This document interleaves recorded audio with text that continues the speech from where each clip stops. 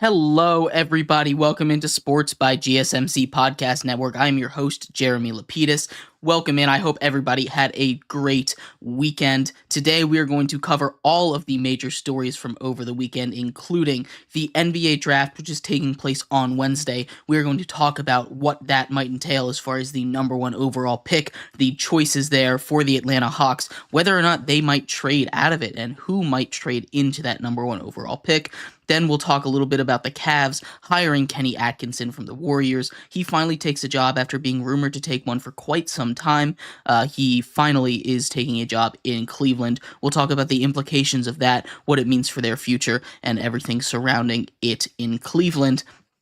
Then we're going to move to some hockey talk about Game 7 of the Stanley Cup Finals. That is going to happen tonight between the Oilers and the Panthers. The Oilers are one game away from starting a reverse sweep, just the fifth ever in NHL history, the second ever in the Stanley Cup Finals, first since 1942, and the first cup for a Canadian team, if they're able to take it home, since 1993. So we'll talk about all the implications, everything, all the storylines heading into Game 7 tonight.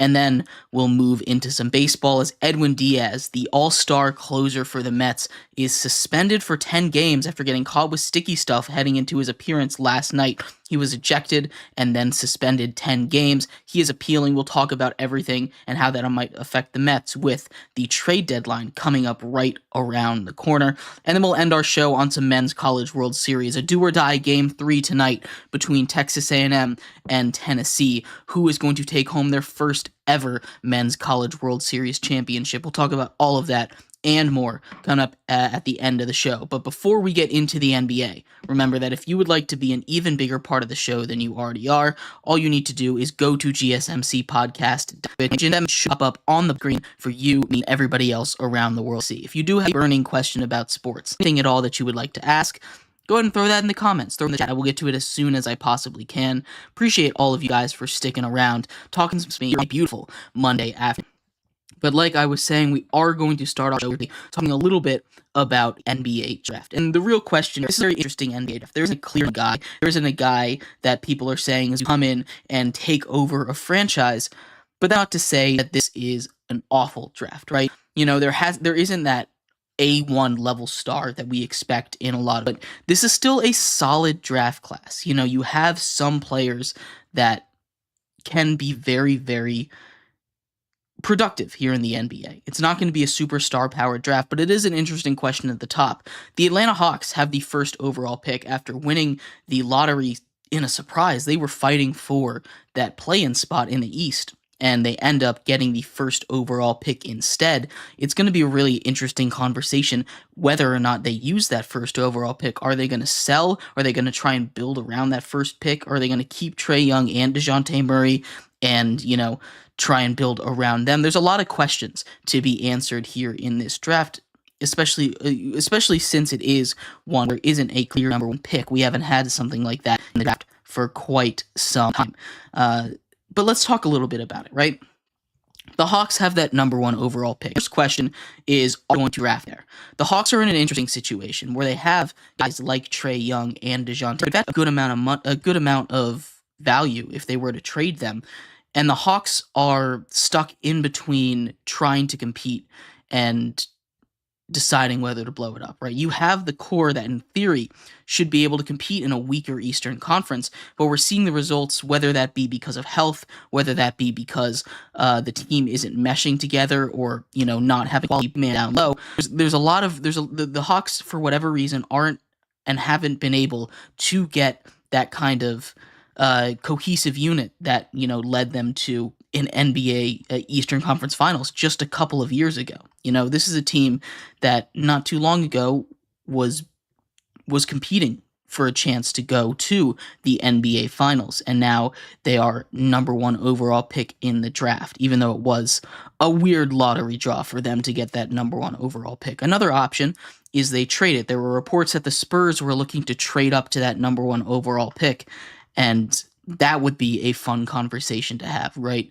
Victor Wembanyama being paired up with the number 1 overall pick, most likely someone from France, either Alex Sarr or Zachary Richard, right? These two French 7-footers that can continue to make that Spurs team the two giants. It's a very similar thing to what they did. Obviously, not the exact same, but kind of similar to the way that they built with Tim Duncan and all of those Spurs teams of the past.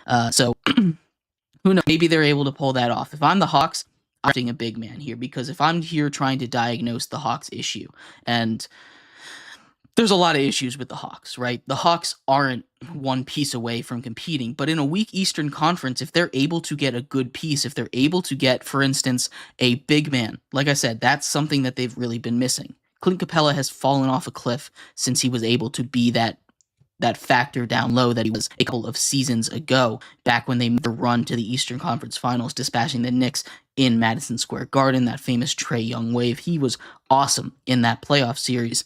But this Hawks team needs that presence down low. Trae Young's able to find them, and Clint Capella hasn't been very good at finishing. There's some guys from France. If the Hawks are onto this pick and draft a guy like Alex Sarr there at number 1 overall, Alex Sarr is one of those guys. He's 7'4", right? And he has that spacing ability. He can also, as a 7'4" guy, be able to play center. He's got those long arms, play good defense. On the other side of things, the other Frenchman, and that's really what this seems like. It's a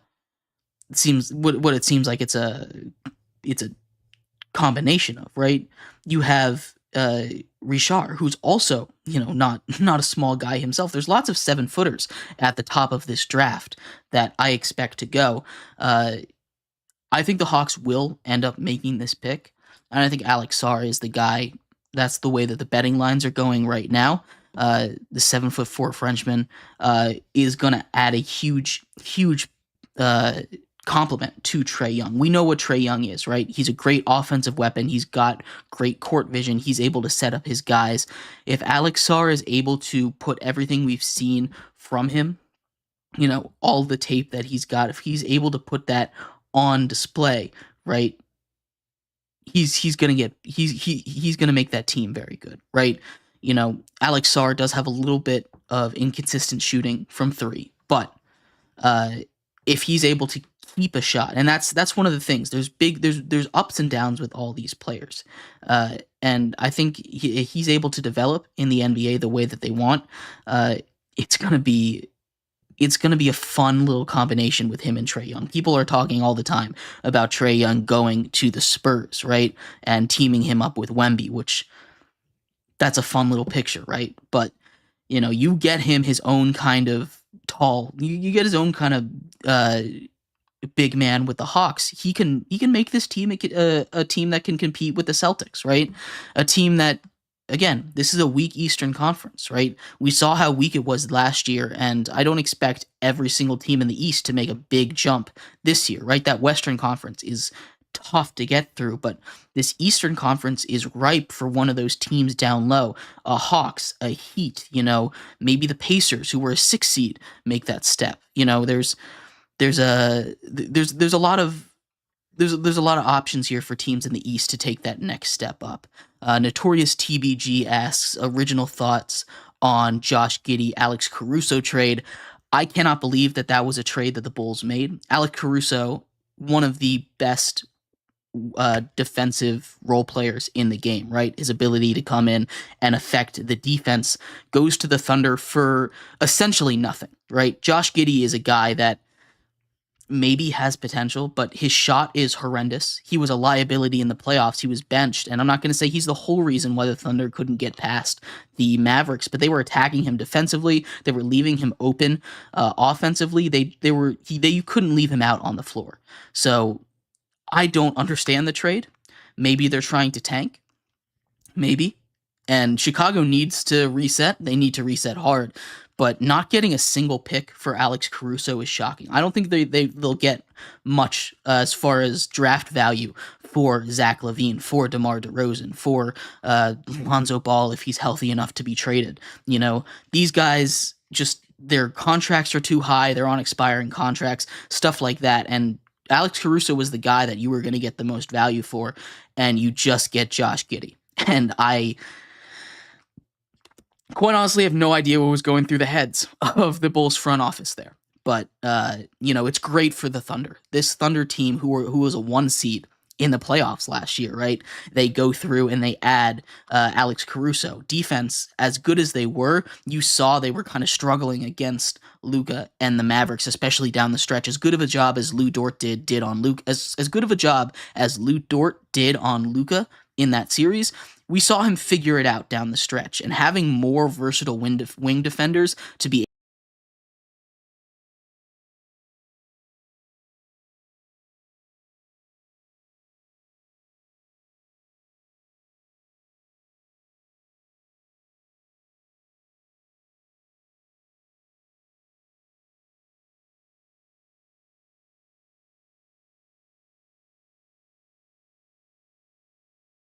able to go after the rest of that Mavericks team.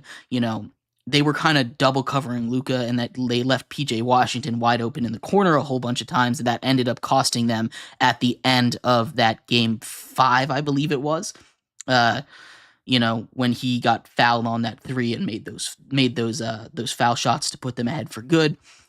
This is huge for the Thunder, and they still have many draft picks and assets to go and make a move to go add another star. This is a young Thunder team that's adding, and I think they fleeced the Bulls. So, hope that answered your question.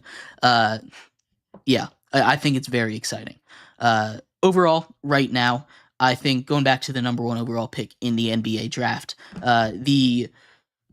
the Hawks, I think, are probably going to take Alex Sarr here. Again, that's how the betting lines have changed to. It was Richard, but I'm taking Alex Sarr here if I'm then trying to pair a quality big man who can finish down low with Trae Young before really giving up on that core that they've built, because they still have him locked up for a little bit. But anyway, in our next segment, we are going to move on to the Cavaliers. They hired Kenny Atkinson, the assistant from the Warriors, who'd been part of the Warriors coaching staff for quite a long time. The Cavs get their guy, quality head coach. We'll talk about that, everything it means for the future in Cleveland, and much more coming up next here on Sports by GSMC Podcast Network.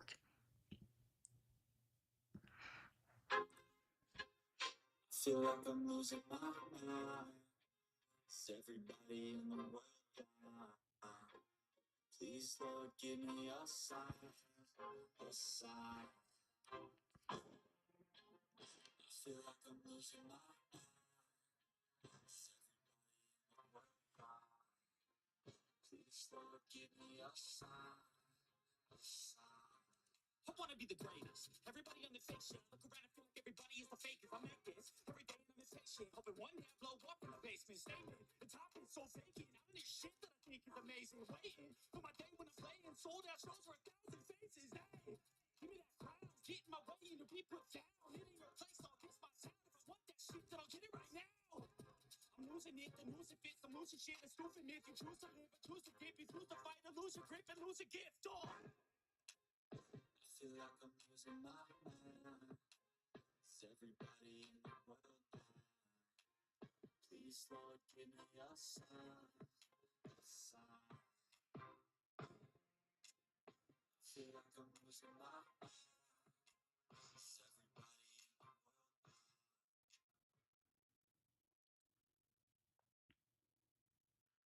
Welcome back to Sports by GSMC Podcast Network. I'm your host, Jeremy Lapidus. If you are just tuning in, we just talked a little bit about the NBA draft that is taking place on Wednesday, who might go number 1 overall, what the Hawks might do there, as well as if they will trade out of that pick.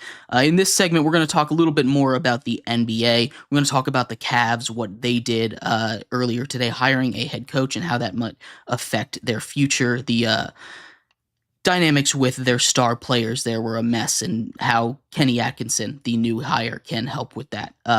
But before we get into that, remember that if you would like to be an even bigger part of the show than you already are, all you need to do is go to GSMCPodcast.net. Leave a tip or donation with a message in it. That message should pop up on the bottom of the screen for you, me, and everybody else around the world to see. If you do have a burning question about sports, anything at all you would like to ask, go ahead and throw that in the chat. I will get to it as soon as I possibly can. For instance, answer that question about Alex Caruso. Notorious TBG said trading a 30-year-old with injury bugs for a 21-year-old that was a top 6 pick just a couple years ago doesn't seem bad. How does that make sense? I mean, like I was saying, Josh Giddey might have a little bit of potential, but right now, the way that he is, he doesn't have a shot. They were leaving him wide open in the playoffs. He was a liability on that Thunder team, and he doesn't add to a team that's trying to compete right now. Maybe if he has time to develop on the Bulls, given more opportunity, he can turn that into something. But I'm taking multiple firsts because there were offers for multiple firsts for Caruso over Josh Giddey straight up. And maybe I'll have egg on my face and the rest of the media will have egg on their face in the future if we're all wrong about this. But that's just the way it's looking right now. But yeah, that's just my thoughts on that. But we are going to get into a little more NBA coverage here. The Cavs hired Kenny Atkinson here for their head coaching vacancy in Cleveland, as well as Scotty Barnes, like Logical Raptors fanatic is saying, signing the rookie max in Toronto. I mean, it's a huge thing. You talk about the guarantees. He said he signs for $225 million, not $280. 280 is based on all NBA and stuff. You ask why the media reports on that. I mean, it looks better, right? It's the same reason why in the NFL they report contracts as the total value, not the guaranteed money, which is two different values, so it just looks better. You can get up to 280 like you were saying, but that 225 is what is guaranteed for him. It's a good signing, right? Scotty Barnes deserves that max contract. He's the guy that the Raptors are going to build around here for the rest of whatever this era is going to be. They won that championship, and that was their one and done. Now they trade everybody else, everyone away. Pascal Siakam goes. He just gets his max deal with the Pacers to stay there. So this is the new face of the Raptors, Scotty Barnes. And if they can continue to build around him, there's a lot of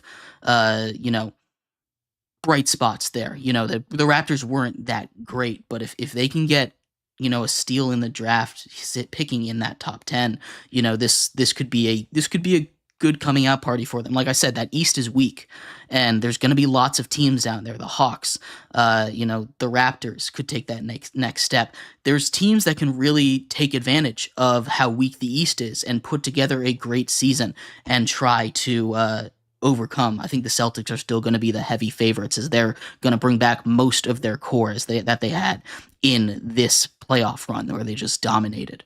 But a team like the Cavs, for instance, they fire their head coach, JB Bickerstaff, replace him with Kenny Atkinson. Kenny Atkinson is a guy that had been, in conversation for jobs for quite some time, right? There were lots of talks of him being offered positions a couple seasons ago, I believe, with the Kings before turning down and returning to the Warriors. But I think more Kenny Atkinson leaving is less of a hey, this Cavs team is really good, which it is. I like this Cavs team a lot. I think they have a lot of potential, especially if they're able to keep all of their stars together. Jarrett Allen, if he's healthy in that Cavs in the Celtics series, I think they're able to take a lot. Obviously, Donovan Mitchell being healthy is a big part of that. Darius Garland went off in that series.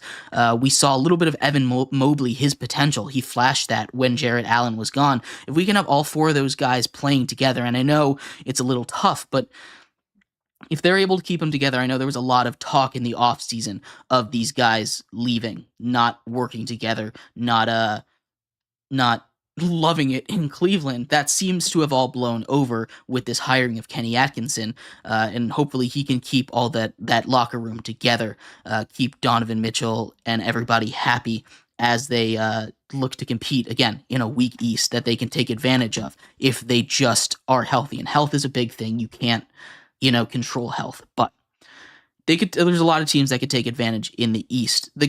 I think this is more an indictment on where the Warriors currently stand, right? Kenny Atkinson has turned down head coaching positions in the past to return to Steve Kerr's side as an assistant, right? He has done it recently, and it's worked out for him. He has a great coaching resume because he's been with the Warriors for so long, and it's not all because he's with the Warriors. He seems like a really great coach to help develop players and everything that he does over there. But moving on to the Cavs it's kind of a step back and take a look at where the Warriors are, right? Klay Thompson is up for contract, and all signs say that they're not going to sign him. I wouldn't sign him if I were the Warriors. He just had an abysmal year. He hasn't been the same since he took those 2 years off for injury, which is unfortunate, but that's what happens when your stars age. Draymond isn't the same, and he can't stay on the court because of all of his antics. Steph Curry is clearly past his prime, and his injuries are going to start to catch up to him. We saw it in the beginning of his career, and he's starting to be a little more injury prone down the stretch. But when he's on, and he's still a top 10 player in the league. He's still a great player, and if he's able to transition, his game will continue to be a 3-point shooting is never going to go away, right? He's the greatest shooter of all time. But there are, points where this Warriors team is getting old, and you can kind of sense the end of the dynasty. Not making it out of the play-ins this year really hurts, and you're gonna keep competing or keep attempting to compete as long as Steph Curry is there, because Steph Curry is an all-time great. Steph Curry is gonna stay with the team forever, and it's gonna be, hey, this is however he wants to do it, we're going to compete. It's a similar situation to what the Capitals are doing in the NHL with Alex Ovechkin, right? As long as he's there, we're going to try and compete, regardless if it's the best for us, right? And maybe some of those young guys can develop on the Warriors, but what this hire from the Cavs and Kenny Atkinson saying, hey, I'm ready to go from the Warriors really signals is that this is probably the end of what probably was a dynasty. I know some people dispute it, but that's a dynasty. That Warriors dynasty, they dominated that mid-2010 section of the NBA. They put together some of the greatest teams of all time, and they redefined basketball, right? They not single-handedly, but were a huge influence on the explosion of the 3-point shot. And it was wonderful. It was so much fun to watch. Well, as much as it sucked to have one team continue to win it all the time, it's special, the kind of stuff that we watch. And at the end of it, we can always take a step back and say, hey, that was special what we saw, right? But that's what this signals to me more than anything else. Again, I love the Kenny Atkinson hire. I think he was probably the best NBA level coach that was out there. Nothing against any of the other hires that were made, but I think Kenny Atkinson, he's proven when in Steve Kerr's absence that he can run the team just fine. Obviously, it's a little bit easier when you have a dynasty on your bench, but I think he's a guy that can really bring together this Cavs team. That biggest issue isn't talent. Its biggest issue is culture and these guys wanting to play, right? There's stories of Jared Allen being able to play in the playoffs, but just saying, no, I might get hurt again. I'm not 100%. I'm not going to go in an elimination game, right? And that goes back to culture. And that's my feeling of why JB Bickerstaff ended up getting fired, not because of the success of the team, but because of the culture of the team. And Atkinson is a guy that I feel can really build that culture in Cleveland and make them successful. I'm really excited to see what this Cleveland team does. I'm a big Donovan Mitchell fan. I love the way he plays the game, and I think he's only getting better, actually. I don't think he's hit his peak yet. So I'm excited to see him paired up with, some of these other guys that are going to continue to reach their potential and what they can build around Donovan Mitchell and hopefully a healthy Cavs roster. But anyway, let me know what you think of Kenny Atkinson hire for the Cavs in the comments. I appreciate all of you guys for sticking around, talking some sports with me here. In our next segment, we are going to move out of the world of basketball, talk about a historic Game 7 taking place tonight in Sunrise, Florida, between the Oilers and the Panthers. Why it's so historic, all those numbers, going into it, as well as the storylines for Game 7 of the Stanley Cup Finals. So stick around for that. We'll be right back here on Sports by GSMC Podcast Network. Looking for your daily fix of sports talk without having to pay for it? GSMC Sports Network is available on YouTube. Just search GSMC Sports Network. Get your fix of daily sports talk shows on YouTube. Absolutely free. NFL, college football, NBA, MLB, MMA, UFC, fantasy football, and so much more. GSMC Sports Network has shows running all day long, with new sports shows starting every 2 hours. Just like on your favorite cable sports channel, except GSMC Sports Network is absolutely free. Just search GSMC Sports Network on YouTube to catch one of your new favorite shows, like the GSMC College Football Podcast, Chip Shot Football Podcast, Hoops and Heels Women's Sports Podcast, GSMC Basketball Podcast, and so many more. Check it out for yourself. GSMC Sports Network, now available on YouTube, absolutely free. Search GSMC Sports Network on YouTube.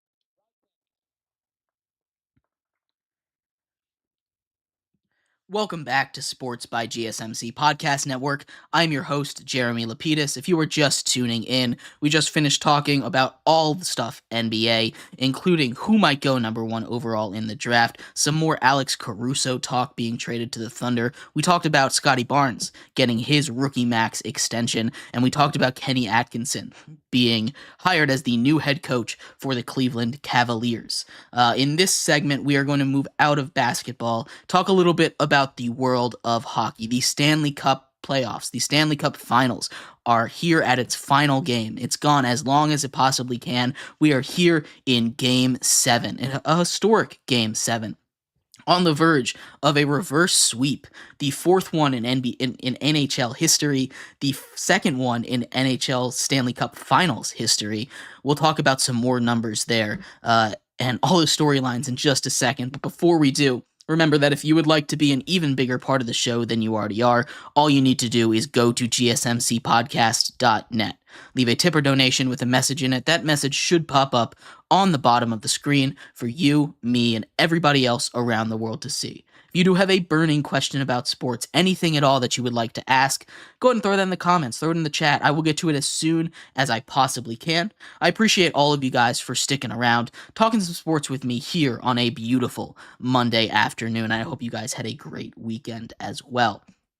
But like I was saying, we are going to talk a little bit about the Stanley Cup Game 7. That takes place tonight at 8 o'clock Eastern Time, 5 o'clock Pacific, so on and so forth. It is a massive game, right? You have what might be the greatest comeback in NHL history. Now, that's up for debate. There are 4 other times where this has happened. 2011 was the last time it happened. I believe the Kings were the one that did it. This was in the first round. This one has a little bit more to it, though, because this is in the Stanley Cup Finals, the biggest stage in hockey, the battle for Lord Stanley, the greatest cup, the greatest trophy in all of sports, right? Florida looked dominant. Sergei Bobrovsky was a brick wall. He was not letting anything through for the first 3 games, regardless of how good the Oilers played. And like I said, like we've been talking about this series as it takes place, the Oilers seemed like the better team the whole time. They really did. And yet, Sergei Bobrovsky was able to keep the Panthers in it until he wasn't anymore. It's like he ran out of gas. And it's not like he's playing awful. It's just this Panthers team has played a lot of hockey. Right?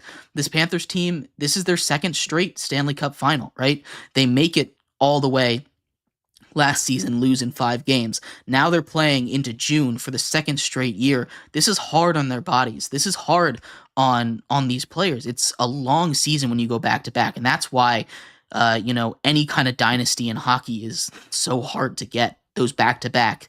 This is such an impressive run by the Panthers, being so dominant thus far into the playoffs, and the way they play so physical as well. Being able to stay dominant while staying physical is really hard when you play this much hockey. And I think we're starting to see it wear on their bodies, But even worse than that, right? Because you can play through pain. They're hockey players. They're professional hockey players. That's part of their job description, play through pain, right? But the more scary part, if you're a Panthers fan, is how demoralizing it has to be this close to being reverse swept, right?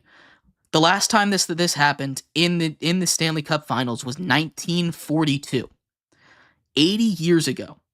It's been 80 years since this potentially happened. The Maple Leafs reverse swept Detroit back then, right? 1942.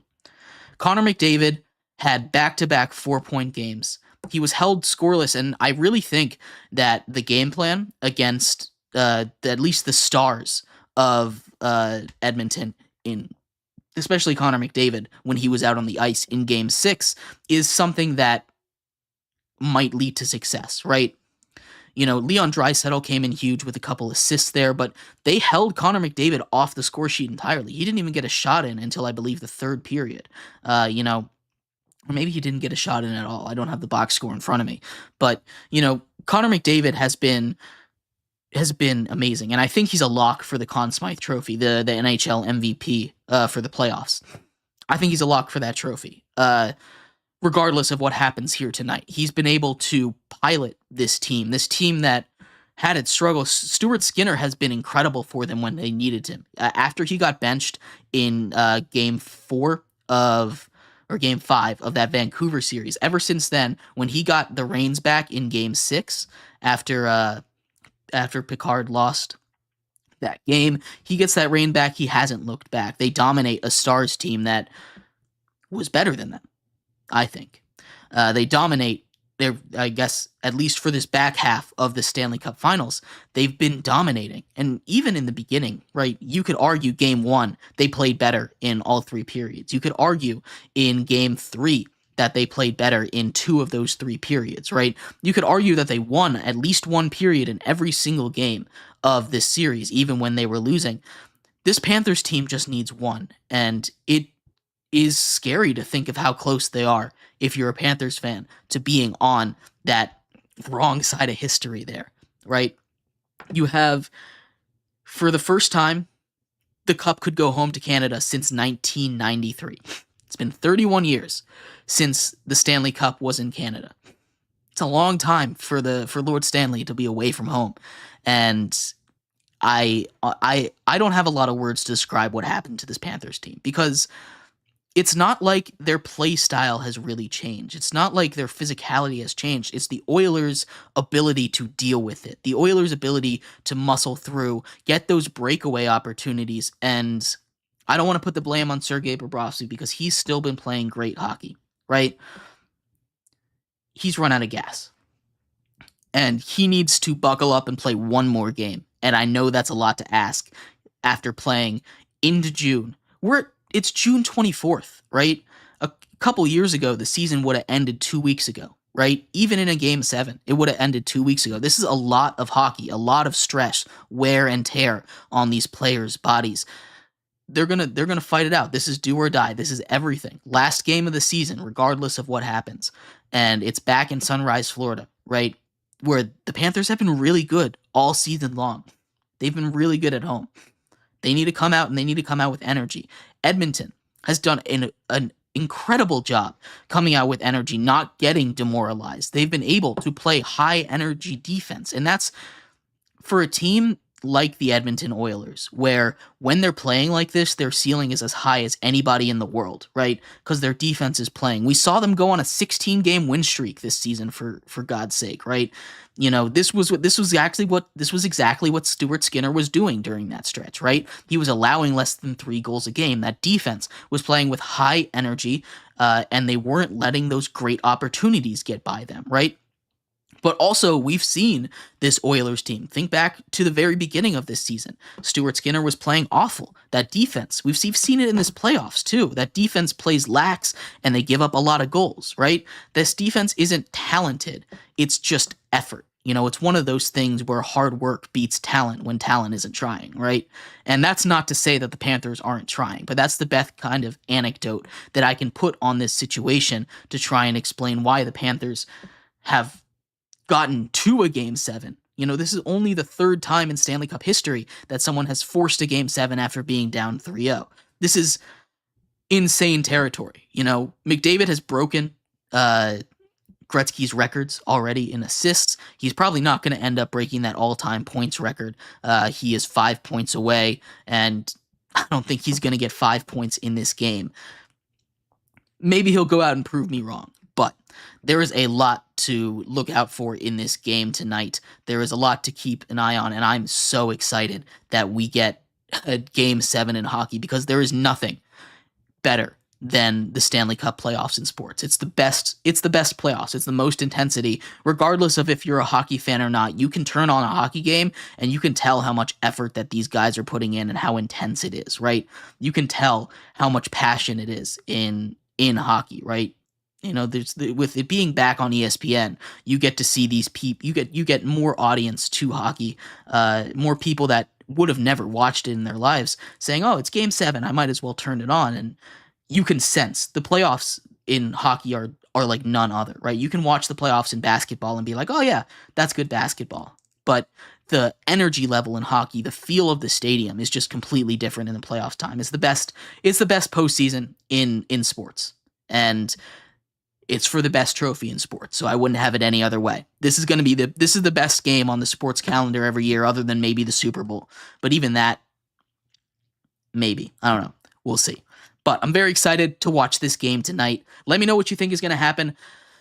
It's tough for me to pick against the Oilers the way that they've been rolling right now. I think I'm going to have to go with them, but Sergei Bobrovsky plays one more game like he played 3 games in this series, like he played against the Rangers in that Eastern Conference Finals series, right? He just has one more game left in him.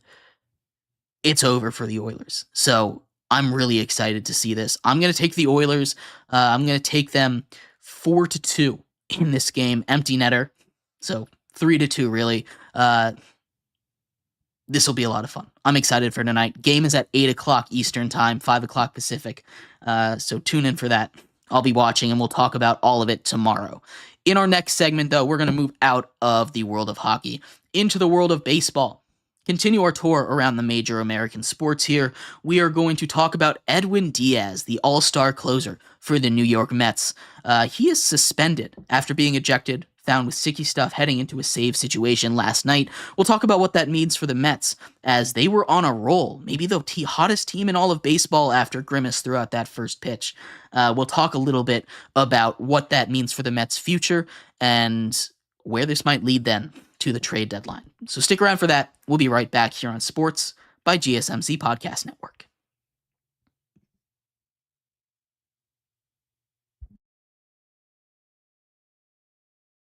Latest podcasts available anywhere. Go to the podcast app on your cell phone and type in GSMC to access free content-rich podcasts on health and wellness, book reviews, sports, entertainment, relationships, social media, movies, technology, finance, and even weird news. Subscribe and download the GSMC Podcast Network's family of shows, available everywhere podcasts are found.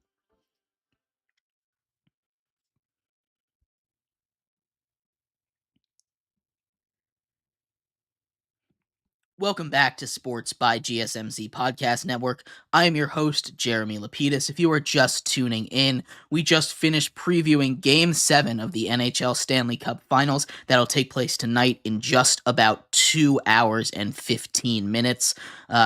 Most exciting game. Most exciting 2 words in sports, Game 7, and the most exciting playoffs. So I'm very excited for the game tonight. We will talk about the results of that tomorrow. I had the Oilers taking it 4-2 tonight. Let me know what you guys think. We also talked a lot of NBA in our first couple segments. We talked about Kenny Atkinson being hired by the Cleveland Cavaliers, and what that says about both the Cavs and the Warriors moving forward.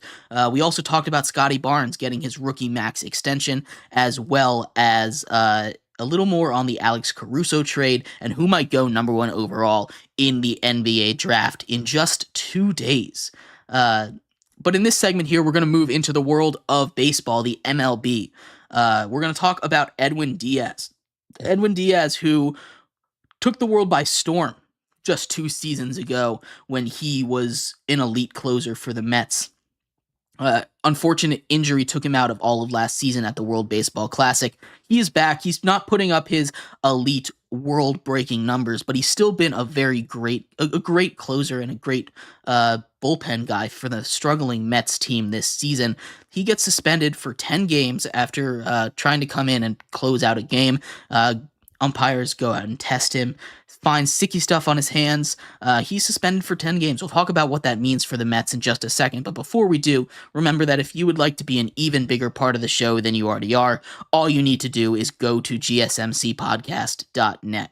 Leave a tip or donation with a message in it. That message should pop up on the bottom of the screen for you, me, and everybody else around the world to see. If you do have a burning question about sports, anything at all that you would like to ask, go ahead and throw that in the comments. I'll get to it as soon as I possibly can. Throw it in the chat. I appreciate all of you guys for sticking around, talking some sports with me here on a beautiful Monday afternoon. But like I was saying, we are going to move into the world of baseball here, talk a little bit about the Mets. The Mets have been all over the headlines the last couple weeks, haven't they? You know, from being that team that was going to possibly get rid of guys like Pete Alonso, Edwin Diaz, to a team that's the hottest team in baseball, competing for a wild card spot. And we've talked ad nauseum about how crowded that NL wild card race is right now, and what a mess it's going to be to try and figure out who's going to sell, who's going to buy at the deadline because of that. The Mets seemed like clear sellers, right? And then they go on this run. They're 10-3 over their last 13 games. They went on a 7-game win streak after Grimace threw out that first pitch, which is hilarious, objectively. Something to grab onto is Grimace from McDonald's, which is awesome. We love that. We love the superstitions in baseball, and it's lots of fun. But now, with the Mets, right, we know how it is, right? Whenever something good happens, 2 bad things have to happen, because it's the Mets, and the Mets are going to Met. And they go on that 7-game win streak, and now they have to sacrifice Edwin Diaz for 10 games. He gets caught with sticky substances on his hands, heading into a save against the Cubs last night. He's suspended for 10 games. And this is a crucial moment for the Mets, right? We talk about that trade deadline. It's right around the corner. It's about a little less than a month from now, right?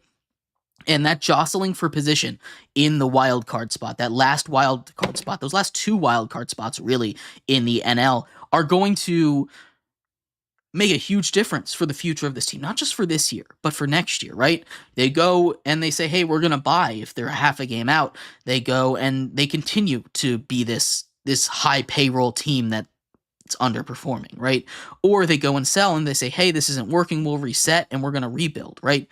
This is the conversation they need to have, and Edwin Diaz being out of the mix for 10 games could be the make or break point for this Mets team. It could be the make or break point for whether or not this Mets team decides to throw in the towel and rebuild, focus on that farm system, right? Edwin Diaz is one of those pieces that, you know, the Orioles could really use a closer. Nothing against Craig Kimbrell there, but they could use a closer, right?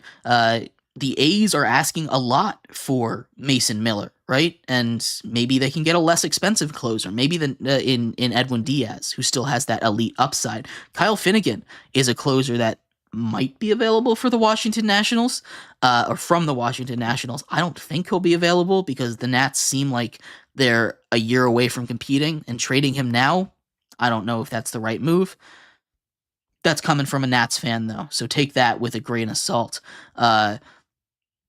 There's a couple of closers that are going to be available, and it seems like the one that, especially if this starts to go downhill for the Mets after this Edwin Diaz suspension, that's going to be the most available is Edwin Diaz, right? He's one of those guys that has a big contract. He has the ability to be moved, and he's not going to take all the skies and all the heavens to go get, right? Now, it's going to take a nice prospect, but it's not going to be like a Mason Miller kind of deal where he's younger, he's just getting into the league, and the A's are asking the world for him, right? You know, that one bright spot on the A's, they're trying to milk it as far as they can go. Edwin Diaz, it's not going to be cheap, but I think you could get an elite closer for cheaper, right? And that's really a distinction that a lot of these teams will get. There's a lot of teams out there that could use a closer, a lot of them. And if the Mets are able to keep this up without Edwin Diaz, maybe they buy at the deadline. Maybe they stand pat and say, hey, we'll run it back one more year after without injuries, right? But I have a feeling this is going to sound the death knell for the Mets and this run, right? They had their 100-win season. They were sellers last year, and now they're competing in a mediocre pool of teams, right? Someone's going to pull away soon, and I don't think it'll be the Mets. We'll see what happens. It's unfortunate. It's always interesting when the Mets are in the playoffs because you don't know when it's going to happen, when that implosion is going to go. But I do think that this suspension right here will lead to the Mets selling. I don't know how deep they're going to go in their bag of selling, right? Do they sell Pete Alonso? Do they sell Francisco Lindor? I don't know how deep they go, right? I do think that Diaz is someone that is definitely on the chopping block if they are sellers this season. So keep an eye out on that. Obviously, it'll depend on what the Mets do for the rest of this season, or for the rest of for the rest of this month before the deadline, right? Edwin Diaz, still, the Mets could rattle off a few more wins without him. Maybe they go on a 10-game losing streak and it's all done. But from where I sit right here on June 24th, I think this is the coffin, the nail in the coffin for the Mets as far as competing for the playoff spot. But baseball is weird. Anything can happen. In our next segment, we're going to finish up our show. We're going to finish up baseball talk. For those who are unaware, the Men's College World Series is going on right now. They play a 3-game set to determine the winner, and Game 3 is tonight as well. We'll talk about that, talk about who's going to win, who the players are, and what the situation is looking like down in Omaha, Nebraska. So stick around for that. We'll be right back here on Sports by GSMC Podcast Network.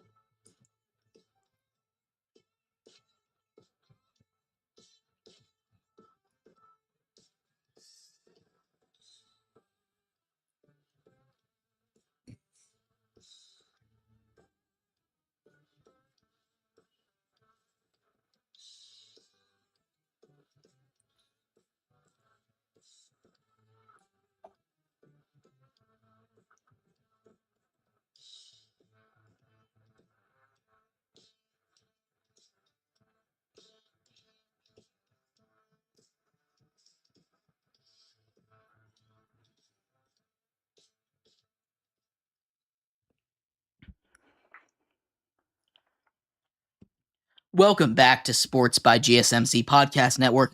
I'm your host, Jeremy Lapidus. If you are just tuning in, we just finished talking about Edwin Diaz receiving a 10-game suspension for a foreign substance as he came in to make a save on Sunday night. What that might mean for the Mets as they move into the future with the deadline looming and them being really in the middle of a situation there. We also talked about the Stanley Cup Game 7 taking place tonight. I have the Oilers winning that 4-2, completing a reverse sweep, the first one in the Stanley Cup Finals since 1942. The Cup returning home to Canada for the first time since 1993. and 31 years, respectively. A long time for both of those records to stand. It's going to be a big game tonight. And we also talked a lot of basketball at the beginning of the show. Kenny Atkinson, hired by the Cleveland Cavaliers, leaving the Warriors after turning down a couple of other head coaching jobs that were offered to him in prior years. Scotty Barnes getting a rookie max extension, what that looks like for the future of the Raptors. We talked a little bit about the Alex Caruso-Josh Giddey trade, and then we also talked about who might go number 1 overall in the NBA draft that is coming up on Wednesday. In this segment here, to close off our show, we're going to talk a little bit about the Men's College World Series. It's a 3-game set, and Game 3 is tonight.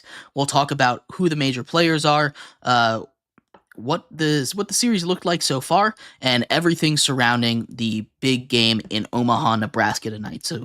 But before we get into that, remember that if you would like to be an even bigger part of the show than you already are, all you need to do is go to GSMCPodcast.net. Leave a tip or donation with a message in it. That message should pop up on the bottom of the screen for you, me, and everybody else around the world to see. If you do have a burning question about sports, anything at all that you would like to add, go ahead and throw that in the comments. I will get to it as soon as I possibly can. Throw it in the chat. Appreciate all of you guys for sticking around, talking some sports with me here on a beautiful Monday afternoon. But like I was saying, we are going to finish off our show today talking a little bit about the Men's College World Series. It heads to Game 3 tonight as Texas A&M, the 3 seed, the number 3 team in the whole country, takes on Tennessee, the number 1 team in the entire nation. The number 1 seed in college baseball has never won the Men's College World Series, at least since they went to that new format of 64, 16, 8 champion, right? They've never won since that. I believe that was back in 2011. But Tennessee is right on the verge of it. They lose Game 1, 9-5. Their starting pitcher, their ace, gets rocked in the first inning and is pulled before the first inning is over, potentially so he can come out tonight and be that guy that they need to rely on to win their first ever Men's College World Series. For both of these teams, it would be their first ever Men's College World Series. Tennessee made it once back in the 50s. This was when it was a 1-game playoff. They ended up losing then. Texas A&M has never made it. In their 130-year history of playing college baseball, they've never made it. So this is their first one. This is going to be the 9th year in a row that an SEC team at least makes it. And they've made it in 11 of the last 12. So it's SEC domination in baseball. Very good that they got both sports there, right? But Tennessee is a great team. Their defense, especially in the outfield, is elite. You see them on a nightly basis make elite, tough layout plays in the outfield, crashing into walls, going airborne on dives. It's so much fun to watch. They've got, I believe, 2 or 3 guys that might go in the top 10 in the MLB draft that's coming up in a couple weeks, actually. We'll talk about that soon. Texas A&M, on the other hand, they don't have that elite player, right? But the entire team is great, right? They are very good at working counts. Their bats have been insane in this postseason, and the way that they've been able to continue to dominate everybody up to now. They win the first game 9-5. They lose the next one 4-1, and they had Tennessee shut out until the 7th inning. That bullpen needs a little bit of work. They've given up 4 runs to Tennessee in back-to-back games, and you can't count on your offense against the pitching of Tennessee to put up at least 5 run, to give you at least a 5-run lead heading into that back half of the bullpen. So you do need a little more consistency out of the bullpen. But this is do or die game 3. Final game of the season in baseball, in college baseball. So we will keep an eye on that. I'm taking Texas A&M to win this game here. It's going to be a tight one. Again, it's been back and forth all series long, really all College World Series long, and Tennessee has dominated the whole way. They had some struggles with Evansville, who had a Cinderella kind of run to make it to the super regionals before falling to number 1 overall seed Tennessee. They took them to 3 games there. These are all best of 3 series, and they put up a nice fight for a team that had no expectations of making it that far. But this Texas A&M team has been equally as great. They went up against a Florida team that was hotter than anybody in the world of college baseball and dismantled them like it wasn't even close. Florida was coming off scoring 14 runs in a game, and they hold them to 1 domination to get to this point. These are probably the 2 best programs in the entirety of college baseball right now, but I'm rocking with Texas A&M to win this series. It'd be a first for both of them. The SEC is going to get a title either way, but I'm very excited to see what happens tonight. Let me know what you guys think of anything we talked about here in today's show. Tomorrow we'll talk about the results of Game 7. We'll talk a little bit more about the NBA draft. Maybe I'll make a mock draft for the NBA. We'll do a little bit of NFL offseason coverage and anything else that breaks over the next 24 hours. It will be in the show. So tune in tomorrow, same time, same place. I'll be right here on Sports. I've been your host, Jeremy Lapidus, here on Sports by GSMC Podcast Network. Hope you all have a great rest of your day, and I will see you tomorrow. Bye-bye.